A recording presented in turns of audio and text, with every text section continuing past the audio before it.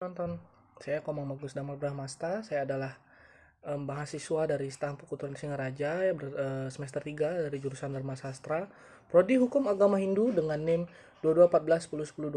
Pada kesempatan kali ini, saya akan membahas tentang studi agama. Nah, sebelum kita membahas lebih lanjut, saya ingin membahas tentang pentingnya kita sebagai penduduk negara mempelajari studi agama. Jadi, menurut saya, kenapa mengenai studi agama ini penting dipelajari karena sudah tertera di Pancasila, sila pertama yang berbunyi ketuhanan yang Maha Esa, dan dilanjut dengan pasal 28E Undang-Undang Dasar 1945 yang berbunyi pasal 1, setiap orang berhak memeluk agama dan beribadat menurut agamanya. Lalu pasal 2, setiap orang berhak atas kebebasan meyakini kepercayaan, menyatakan pikiran dan sikap sesuai dengan hati nuraninya. Jadi bisa disimpulkan bahwa negara Indonesia merupakan negara yang mempercayai agama, bukan negara agama. Karena seluruh warga negara Indonesia berhak memilih agamanya yang sudah diakui. Salah satunya ada Hindu, Buddha, Protestan, Katolik, dan lain sebagainya. Akan tetapi dengan banyaknya agama yang diakui di Indonesia, muncullah perkara yaitu intoleransi, yang mana ini sangat penting bagi kita selaku warga negara, selaku mahasiswa, dan sebagai calon penerus masa depan negara ini. Kita harus mempelajari bukan hanya agama yang kita peluk, akan tetapi mempelajari agama lain yang diakui negara, agar bisa timbul rasa menghormati umat beragama. Nah, untuk itu ada 4 pilar yang membantu kita untuk hidup dalam keberagaman. Moderasi beragama yang tercermin dalam komitmen kebangsaan yang menjunjung keberagaman, toleransi yang menghargai perbedaan keyakinan, penolakan terhadap segala bentuk kekerasan atas nama agama, serta penerimaan dan akomodasi terhadap kekayaan budaya dan tradisi yang ada dalam masyarakat. 4 pilar ini mampu menavigasi antara dua ancaman utama dalam konteks berbangsa dan bernegara, yaitu ekstremisme dan juga liberalisme. Kedua hal ini telah dituduh menjadi penyebab kehancuran peradaban. Ekstremisme ditandai oleh absolutisme, fanatisme yang tinggi, dan pandangan yang eksklusif yang menghakimi orang-orang lain, takfirisme. Hal ini seringkali menyebabkan konflik bentrokan ideologis. Di sisi lain, liberalisme memiliki dampak negatif berbagai aspek kehidupan masyarakat. Jadi komitmen kebangsaan, Pancasila sebagai dasar negara menjadi panduan dalam menjunjung moderasi beragama. Sila pertama yaitu ketuhanan yang Maha Esa mencerminkan komitmen kebangsaan untuk menghargai keberagaman agama dan kepercayaan.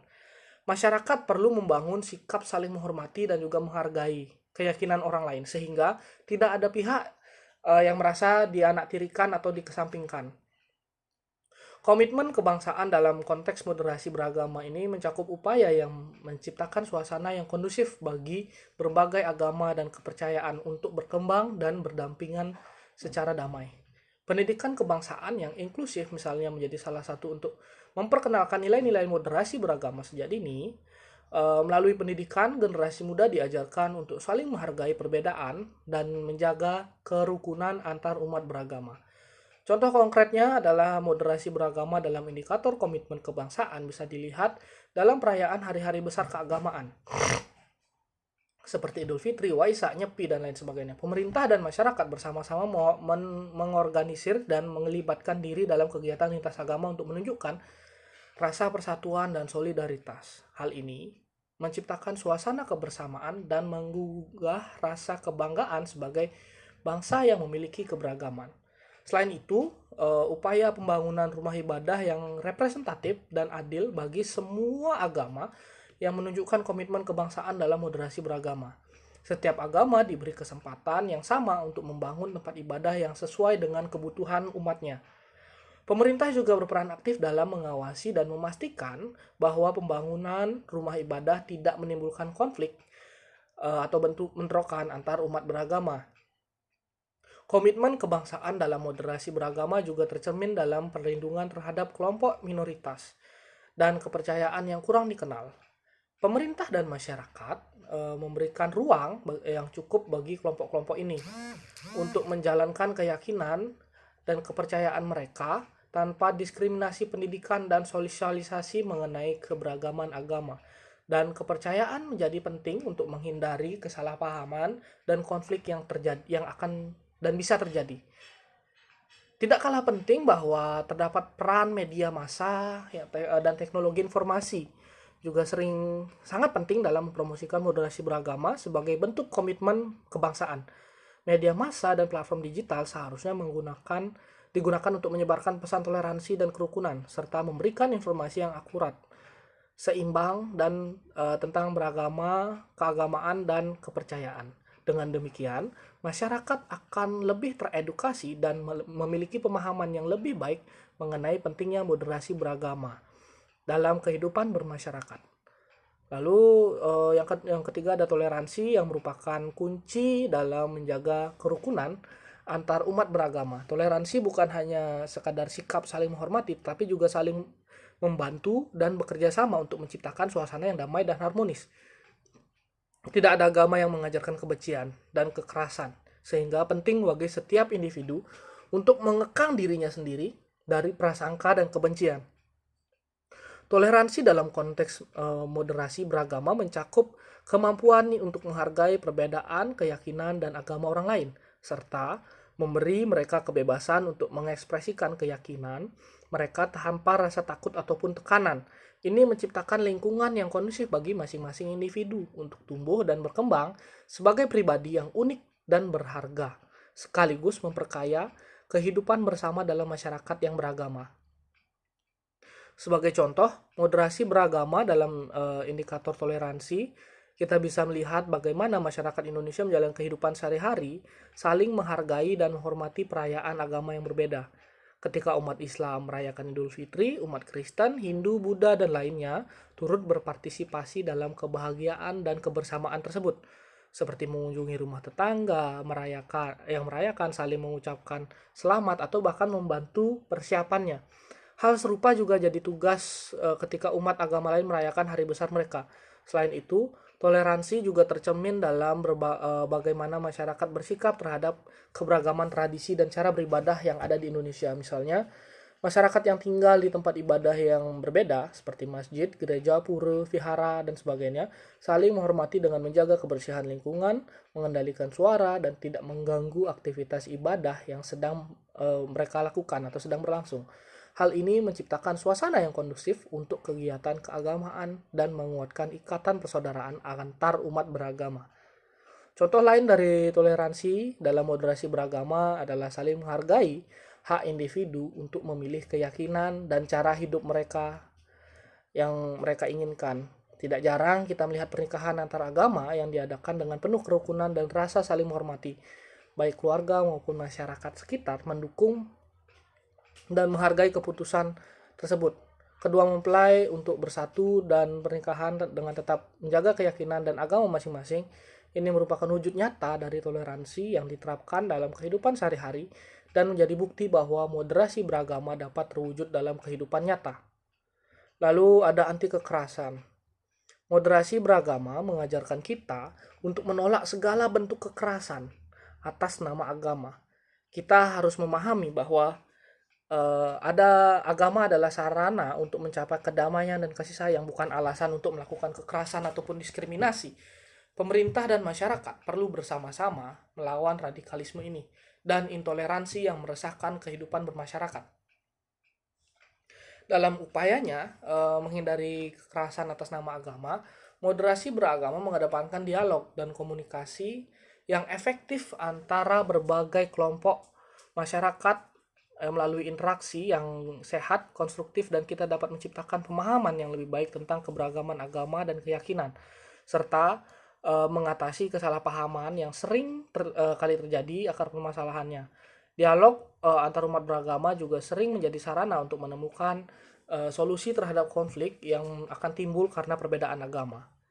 Lalu ada salah satu contoh penerapan moderasi beragama dalam indikator anti kekerasan adalah kerjasama antar pemerintah, aparat keamanan, tokoh agama, masyarakat, dan mengatasi potensi konflik antar umat beragama. Melalui pendekatan preventif dan persuasif ini, pihak-pihak terkait dapat menangani isu-isu sensitif dengan bijaksana dan mengedepankan kepentingan bersama. Hal ini membantu mencegah tindakan kekerasan yang mungkin terjadi akibat ketegangan antar umat beragama. Lalu pendidikan juga menjadi instrumen penting dalam penerapan moderasi beragama yang anti kekerasan. Pendidikan yang inklusif dan mengajarkan nilai-nilai toleransi serta keberagaman sejak dini dapat membentuk karakter yang penuh cinta, damai, dan menghargai perbedaan. Selain itu, melalui kegiatan ekstrakurikuler yang melibatkan siswa dari berbagai latar belakang agama, mereka dapat belajar untuk mengatasi perbedaan dan bekerja sama dalam suasana yang harmonis. Media massa dan teknologi informasi juga memiliki peran penting dalam penerapan moderasi beragama, menyajikan informasi yang akurat dan seimbang tentang isu-isu keagamaan, serta menghindari pemberitaan yang cenderung memprovokasi dan juga memicu konflik. Di sisi lain, penggunaan media sosial dan platform digital lainnya harus digunakan dengan bijaksana, bertanggung jawab, serta menghindari penyebaran ujaran kebencian dan diskriminasi yang dapat memicu kekerasan. Terkait pemerintah sebagai aktor utama yang harus mengambil tugas terhadap kelompok atau individu yang menggunakan agama sebagai alasan untuk melakukan kekerasan, penegakan hukum yang tegas dan adil menjadi instrumen yang penting menjamin keamanan dan ketertiban masyarakat dengan mengedepankan moderasi beragama yang anti kekerasan. Kita dapat menciptakan lingkungan yang damai dan harmonis bagi seluruh masyarakat untuk hidup bersama dalam keberagaman yang kita miliki. Lalu akomodasi dan penerimaan terhadap tradisi dan budaya. Keberagaman budaya dan tradisi merupakan kekayaan yang harus dijaga dan dilestarikan. Moderasi beragama juga mencakup sikap akomodatif dan penerimaan terhadap perbedaan tradisi dan budaya. Sebagai bangsa yang besar, kita harus bersikap terbuka terhadap menerima perbedaan, bukan justru menciptakan sekat dan menimbulkan perpecahan. Dengan demikian, keharmonisan persatuan bangsa akan terus terjaga. Penerimaan terhadap tradisi dan budaya dalam konteks ini, moderasi beragama mencakup penghormatan dan pengakuan terhadap keberagaman cara beribadah, adat istiadat yang ada di masyarakat, serta agama memiliki keunikan tersendiri dalam melaksanakan praktik keagamaannya, yang seringkali terkait dengan tradisi dan budaya lokal. Menghargai keberagaman ini menjadi wujud nyata dari penerapan moderasi beragama yang inklusif dan toleran. Penerapan moderasi ini beragama dalam penerimaan terhadap tradisi dan budaya bisa dilihat dari praktek keagamaan yang diselenggarakan berbagai daerah di Indonesia, misalnya perayaan Waisak di Borobudur, yang melibatkan ritual keagamaan Buddha, kebudayaan Jawa, atau perayaan Nyepi yang mencerminkan sinkretisme antara ajaran Hindu dan adat istiadat Bali. Praktik-praktik ini menunjukkan bagaimana keberagaman tradisi budaya dapat diterima dan diakomodasi dalam konteks keagamaan. Selain itu, penerimaan terhadap tradisi dan budaya juga mencakup kegiatan sosial dan budaya yang melibatkan masyarakat lintas agama, misalnya perayaan Cap Gomeh di Singkawang, Kalimantan Barat yang melibatkan umat Konghucu, Islam, Kristen, Hindu, dan Buddha dalam suatu perayaan budaya yang meriah. Kegiatan ini menciptakan suasana kebersamaan dan saling pengertian antar umat beragama sekaligus melestarikan kebudayaan lokal. Lalu pendidikan dan sosialisasi mengenai keberagaman tradisi dan budaya menjadi penting dalam penerapan moderasi beragama yang akomodatif melalui pendidikan. Masyarakat diajarkan untuk menghargai dan memahami perbedaan yang ada dalam praktik keagamaan dan kebudayaan, serta mengakui hak individu untuk menjalankan keyakinan dan praktek budaya mereka. Hal ini mendorong sikap saling menghormati dan menghargai antar umat beragama.